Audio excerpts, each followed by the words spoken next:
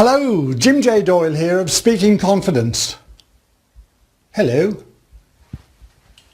Rotate my device, it says. Okay, I had a little message to rotate my device, but it seems to be okay, which is very confusing, just like it can be on stage or on camera especially. You get these random things happen to you. But video 2 about camera fear.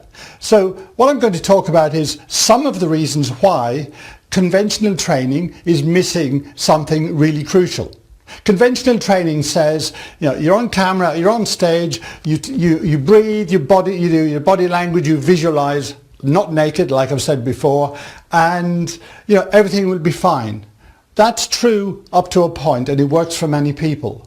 But what I've found over the years, as an energy healer and as a speaker who used to be terrified of a microphone when I was smaller and then had real challenges between being on video and relating to a live audience. The kind of things I've found and the sort of influences that affect us can be, quite obviously, while we're growing up, during our childhood we get laughed at and bullied and all the usual things.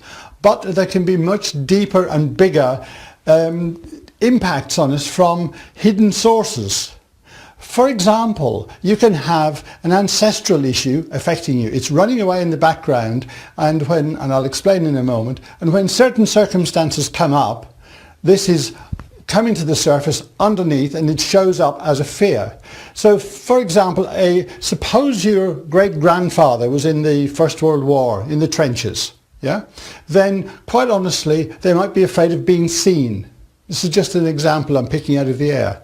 And if that fear is strong enough, that can permeate down the generations. I know it sounds really weird, but look up epigenetics. That's Epigenetics. And the scientists are now finding that all these things come through. They just filter down the line, and they've done laboratory experiments.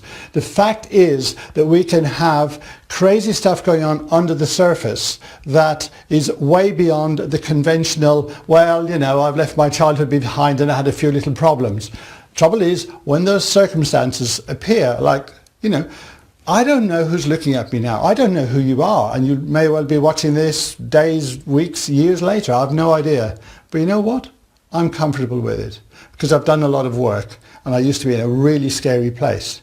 Now, the other kind of things that can happen are old relationships that are out of balance. As I said, ancestral. You can have cultural, and that can be family culture, village, tribal, national, or a whole zone culture. Not cultures as we generally look at them, but a large area or a small area, there can be cultural energy coming through which says it's not okay to be seen, it's not okay to be heard, it's not okay to go and manifest whatever it is you want in the world. All these things can be holding us back.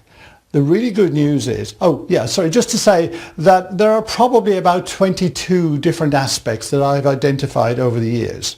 And it gets a bit crazy sometimes, but the really good news is they can all be cleared and dealt with, and sometimes they're just under the surface. And by being able to ask you the right question, just say, okay, when you're in this situation, and thank you for all the likes and the loves and the comments, and when you're in this particular situation, how do you feel? Where do you feel it?